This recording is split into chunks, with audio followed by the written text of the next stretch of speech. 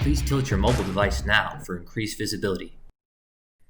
Organizing your favorite websites, news sites, social media sites, and content on your favorites bar to turn into your headquarters for all the places you go online is remarkably simple.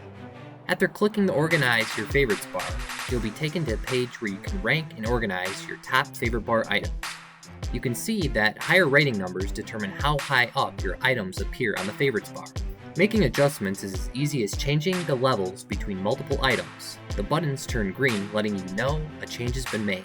Then you merely click each of the green buttons to implement those changes. Hit the Done button and you'll find the changes have been implemented to the favorites bar. Turning your favorites bar into the one-stop spot for all your favorite online places is a major time saver when browsing the internet. And as you saw, it's very easy to customize and organize.